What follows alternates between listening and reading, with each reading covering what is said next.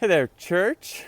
I wanted to share some things with you, bring you into some things that God has been speaking to me and doing in me through a particular psalm, Psalm 62 in particular. Before I dive into that, I just wanted to say that it's been really good getting to see some of you in person over the past couple weeks on Sunday mornings and to spend some time together worshiping Jesus in those different spaces as we entered back into our building two Sundays ago, spent time on Waltham Common this past Sunday. And then I look forward to being with many of you again this Sunday as we go back into our building indefinitely on Sunday mornings, and also as we get to hear from our lead pastor, Sean Richmond, who's been away for the past year, taking an intentional season to seek the Lord in a variety of different places of renewing in his life. And so he's going to begin unpacking some of what God's been doing in him and what God's been speaking to him along that journey. So he's going to be doing that over the next 2 weeks. And then 3 weeks from now, we're going to be kicking off a sermon series over the course of the rest of the summer on 1 John, the letter 1 John. So really excited about that.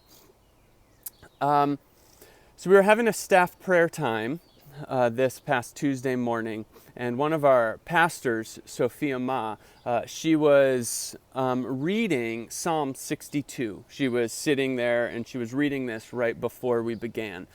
And I took note of that, and so we ended up using Psalm 62 as a passage to pray through. And it ended up being just this really significant time of meeting the Lord in that passage. And, one of the interesting things was that we got talking about how we were experiencing a variety of different levels of just some anxiety in our life. And that morning in particular, I was aware of how as I was about to enter into a space where I was going to be meeting with a lot of people in closed doors inside, that I was noticing that I was having some anxiety. My body was a little more tense about being back in a building with a large group of people like that. I'm vaccinated, and we've done a great job of getting our building ready and safe, and with the HEPA filters running full blast, filtration system that we have, especially when doors are open. We've got a professional cleaning company. I have every reason to feel comfortable and safe being back in the building, and yet we were having all of our staff from our different churches come back together, and I could tell I was a little tense. My body was tighter. I could feel it in my neck a little bit, and I just had a little bit of anxiety.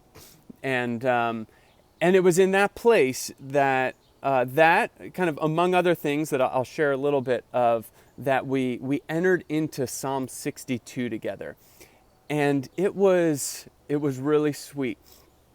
So I want to read Psalm 62 right now. I want to bring you into a little devotional time here, and wherever you are, you can either turn there. Or I would encourage you, if you're able, like if you're not driving or operating on like heavy machinery, then maybe you want to close your eyes. If you're doing those other things, please keep your eyes open. And I really hope you're not also looking at this video. And just receive this. Just take a moment to let some of these words sink in. Now, before we do, I want to mention something about the structure of this psalm. It appears to have what's called a chiastic structure, or it's a chiasm. And Google that if you want to learn more about a chiasm. But it's a literary or a poetic structure where the meaning is embedded into the structure itself. And so it's almost like if you miss what the structure is doing, you can miss some of the meaning that's being conveyed. And a lot of poetry, especially Hebrew poetry, has this dynamic in it. And so I want to, as we go into this, kind of mark out for you this structure before I read it. So verses 1 and 2, they talk about trust in God, trusting in God. Verses 3 and 4 are actions of oppressors, and it describes some of the actions of oppressors. And then 5 through 8 is trusting in God. And then this is actually what a chiasm looks like structurally, kind of, and so thematically, so I'm doing this. 9 through 10 is the attributes of humans. And then it ends up trust in God. So there's this clear structural thing about, in the midst of the actions of oppressors in our lives and the attributes of humans, and sometimes the faulty or dysfunctional attributes of humans, trust, what does it look like? How can we trust in God in the midst of those things? That's what this psalm is all about. Last preliminary comment here. The first verse says, for God alone, my soul waits in silence. That word for soul, don't be confused and think that that's saying the non-material, like spiritual side of you.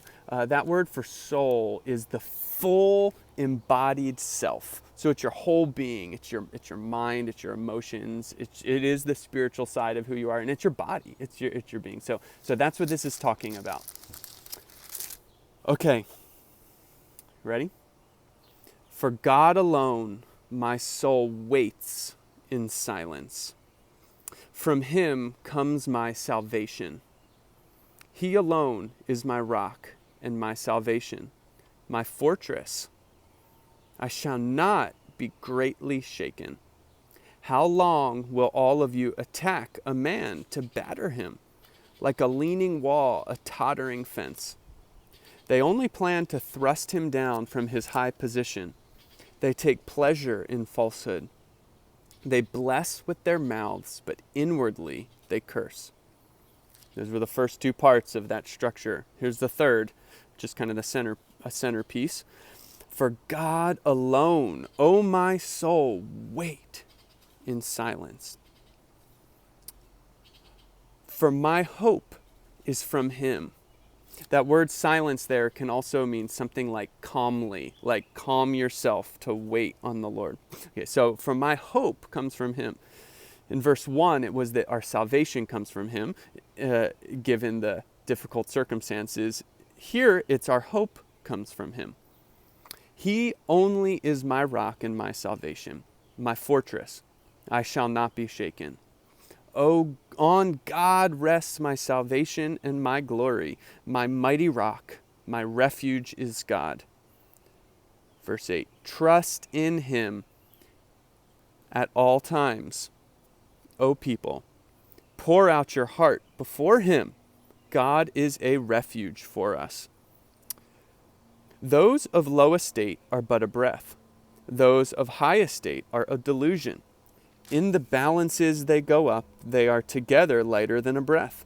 Put no trust in extortion. Set no vain hopes on robbery. If riches increase, or that could also, the word there means both wealth and power, because those things are so connected. And so it's actually if riches or if power increases, set not your heart on them. Once God has spoken, twice have I heard this, that power belongs to God, and that you, O Lord, belongs steadfast love. For you will render to a man according to his work. I want to zero in on one portion of this. It's verse 8. It says this, trust in him at all times, O people. Pour out your heart before him. God is a refuge for us. pour out your heart before him, and its connection with trusting in him. I had this experience a couple of weeks ago where I was talking with someone in the process of sharing about some places where I was feeling anxiety and just kind of anxious and overwhelmed by some things. I came to realize that in those places, I had a blockage of bringing those to God. And that I had these places that, anyway, I won't go into those for sake of time here, but I had these places, and I realized there's some places where I mistrust or distrust God. And in that place, this friend challenged me, or encouraged me really, just to invite Jesus into those places, and that would be really significant. And as I did, I just started to tear up. I started to well up. I started to become aware of some of these things I've been carrying and trying to process through in this season where I had some disappointment and some places where I had been and have been feeling let down by God.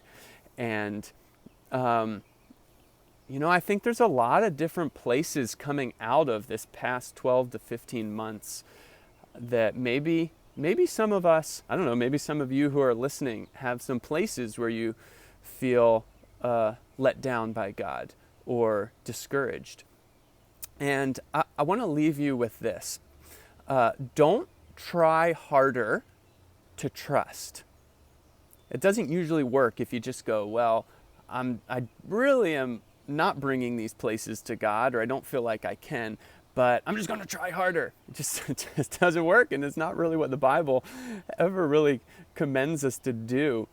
But here's what I think is a really significant key to trusting in him, which is what this is all about. Pour out your heart before him. So I've got an acronym for us that I'm going to wrap this up with, and it's POUR. So I've got pour out your heart before him. Now, Sophia Ma is like the acronym master. So if you want a good acronym, I feel like I say just, check in with Sophia.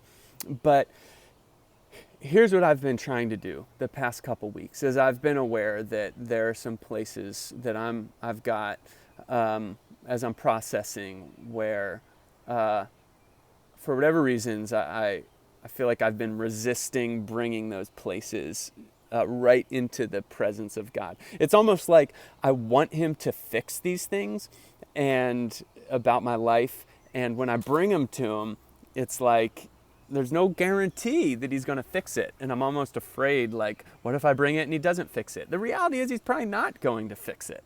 But that's not what's so important. What I need, what these places in my life need, is for his presence, his comfort, his embrace, his perspective, his voice to meet me in these places. And hopefully that leads to some, deliverance from situations I'm in or fixing certain things. But that's not the promise. But the promise is his presence. So here we go. P, place yourself before God. Place yourself, your whole being, your soul, your being. Place it before him. Just come before him. Open up your inner world to God. Oh, that's the O. Open up your inner world. Make a choice intentionally. Open your inner world to God. You use your words to be honest with God about what you're experiencing. Start using your words. Are you afraid? Start telling him about it. Are you disappointed and discouraged? Are you having trouble trusting him? Do you feel let down by him? Use your words to be honest with him. He can handle it, and it's a powerful, significant place to be. Okay, then R is rest in his presence. Rest in his embrace. Rest in his response. Rest. And that's easier said than done, but I think we can do it. As you do the P, the O, the U, it's amazing how the rest starts to come on the heels of that. So I commend this to us as things are opening more, and we're in a whole variety of different things, and we've all been walking through the past 12, 15 months, a whole variety of different things that can be hard to know what to do with and hard to know how to process. There is a God who's alive and present and who is eager to help you and to meet each one of us in those places of processing. And I think Psalm 62 is a great place to go to help with that. So I hope something in here is helpful to you in your journey and our journeys together as we seek to follow Jesus and bring our whole lives to him. Love you, church, and just so grateful to be walking with you in this season. Love you.